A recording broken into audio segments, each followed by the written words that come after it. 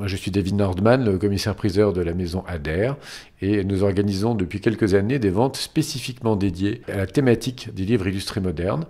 Et ce sont des ventes qui marchent très bien, qui allient donc un texte à une illustration. Et en fonction de l'illustrateur, en fonction de la rareté du texte, en fonction des qualités de l'édition, eh bien, il y a un marché très spécifique qui s'est développé et qui fonctionne très bien. Il y a toujours eu un marché pour le livre illustré moderne, notamment à la fin du 19e, au début du 20e, époque à laquelle se sont créées les sociétés de bibliophiles.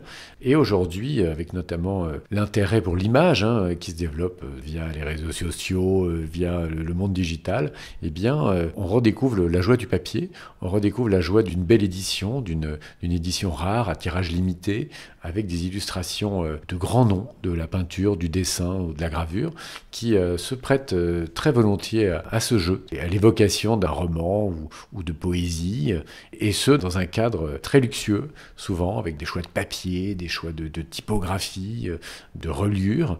Ce sont des supports qui sont très fragiles, évidemment ce sont des papiers, ce sont des supports qui craignent les chocs, qui craignent l'humidité, mais qui craignent également la lumière du jour.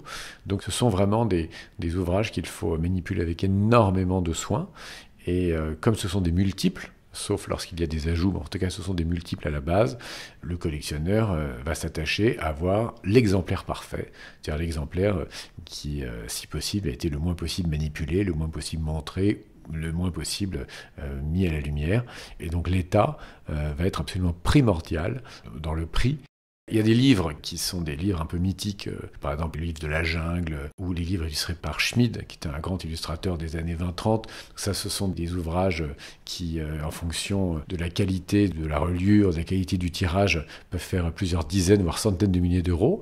Et le XXe siècle est évidemment ce qui est aujourd'hui le plus recherché, même presque plus que le XIXe siècle, puisqu'on parle de livres illustrés modernes à partir du XIXe siècle. Et on suit pas mal, en fait, les engouements des dessins et tableaux. Donc on va beaucoup s'intéresser à The Wookiee, par exemple, dans l'illustration, ou à Francis Bacon. Et on va donc beaucoup s'intéresser aussi aujourd'hui à la seconde moitié du XXe siècle, et notamment aux artistes abstraits. C'est toujours intéressant, lorsqu'on s'intéresse à l'œuvre d'un artiste, d'aller voir également ce qu'il a pu faire dans le domaine de l'illustration pour livres de bibliophiles.